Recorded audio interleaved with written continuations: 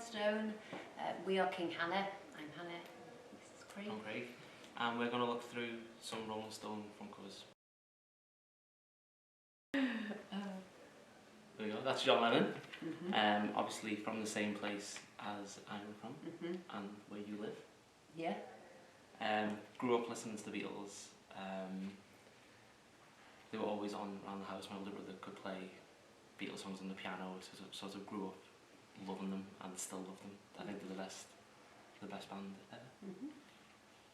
Is he your favourite Beatle? No. No. Is it yours? No. Who's your favourite Beatle? I think it's Paul McCartney. Do you think he's my favourite as well? Or George Harrison. Or George Harrison, yeah. It's a tie. Who's your least favourite Beatle? I think it's just Ringo Starr. I think mine's Ringo. Doesn't really do a lot. Well, he's okay. Yeah. But I think it's the way he is now. Oh, I Yeah. feel like YouTube video.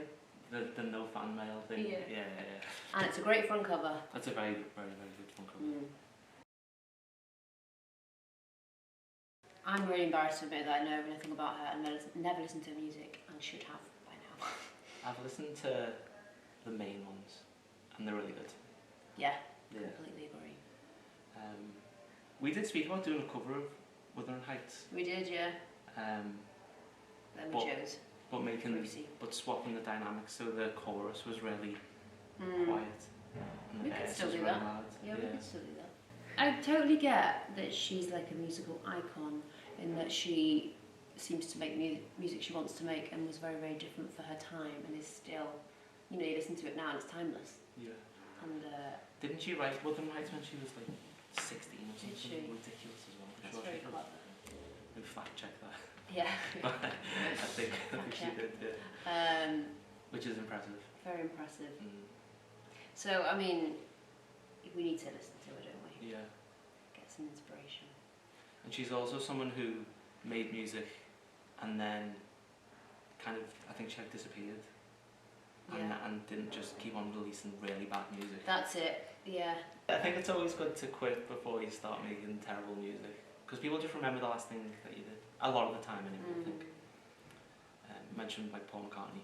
Yeah, true. Kind of thing. Obviously people will still go see Paul McCartney, but they just want to hear the Beatles stuff and like the good Paul McCartney stuff. And also, that's just our opinion, you know. Yeah. Doesn't No, I mean think that... you might love his music now. No, I don't think so.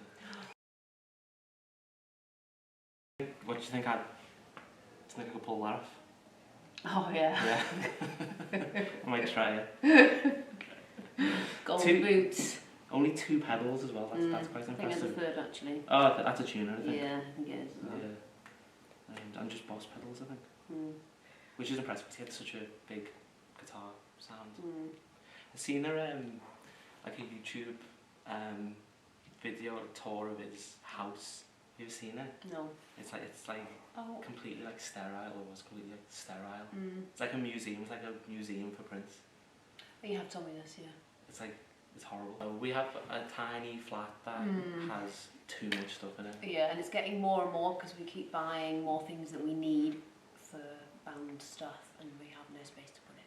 Yeah, there's a lot of piles of guitar cases and like wires everywhere. It's definitely not minimal, is it? No. No, it's completely opposite. It's just And we've got like massive speakers in the hallway. Yeah. And stuff that like people have left there and need to come and collect. That we keep forgetting to remind them to come and get it, but they don't want to remind us because they can't bother coming to get it. I don't feel like we're like gear freaks. Oh but no, I don't at all. No, but we just seem to just have so many. At least we have nowhere to put it. It looks like we have loads, and the flat's so small. Yeah. It stressed me out being like that on stage. I think having too many different things to think about. It's hard enough just thinking about standing on a pedal. Yeah. I heard a story about Prince. Okay. Are you shocked? I am, Yeah. I remember my dad took my nana for a trip around the BBC television studios in Manchester, and they said Prince had been there once, years and years and years earlier, and he was asked to be carried up the stairs so he didn't ruin his shoes.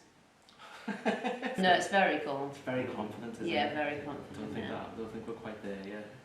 No. No. If I did that, I don't think I'd be able to get back up.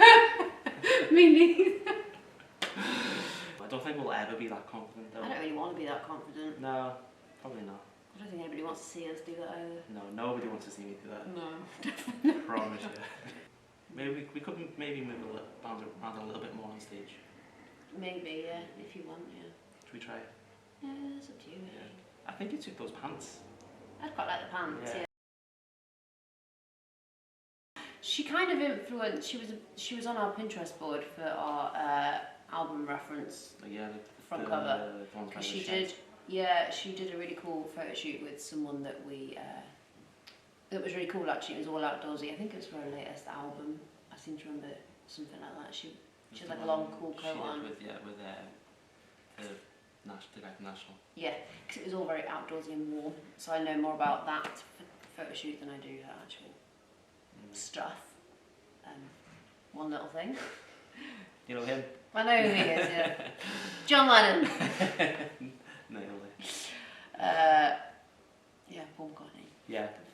And we did just watch the Beatles documentary. We did. And he was both our favourites.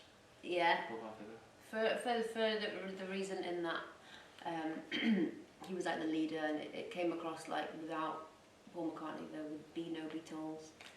I don't know if you agree. Yeah, especially for that album, especially. Yeah. He's so confident, isn't he? Yeah. He came across like he's the one that made things happen. Yeah. I don't think Liz would have even turned up if he didn't. He's like the genius in the Beatles. Yeah.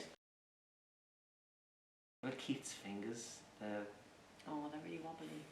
Fingers. Like he can't move them anymore. Oh. There was a Paul McCartney who recently said that these are like a blues cover band as well. And they got all offended. It's kind of funny. That's good. But yeah, never properly listened to their own songs. No. Only like the obvious ones. Always more of a Beatles guy. Not that you have to be. No. So what did you grow up listening to? I grew up. I mean, I listened to really cheesy rubbish stuff, and then listened to it was like female pop artists that were, it was like Catatonia and Skunk Anansie and a little bit of Portishead. But my big sister, she was really into all that music, and my bedroom was next to hers as a little girl, so I always remember hearing it coming through her bedroom. So that's how I got into it. So I think the first few years was just me hearing it through her wall, and then I eventually started listening to it. So it's just angsty women stuff. Moody women. Moody women, which is why I'm a moody woman. I think it was more my older brother who got me into the good stuff. Stuff like, I mean, at the start it was like Jackson Browne and Little Feat, the band, and then like Jimi Hendrix. I always remember like a school trip we had in like year 8, and it was like the time of like MP3 players, and everyone was like swapping MP3 players, and everyone had like, it was just full of like ludicrous and like gangster rap stuff. And mine had like Jimi Hendrix and like Ray Charles and stuff, and I was like terrified that someone was going to listen to my MP3 player and laugh at me. Aww. Did they? No, I managed to keep it. Thank you, Rolling Stone, for having us. That sounds mad. Saying thank you, Rolling Stone. Oh yeah. It's been a pleasure, and we are always very grateful and pinching ourselves that this is happening. We hope to see you soon. Yeah, come see us. Yeah.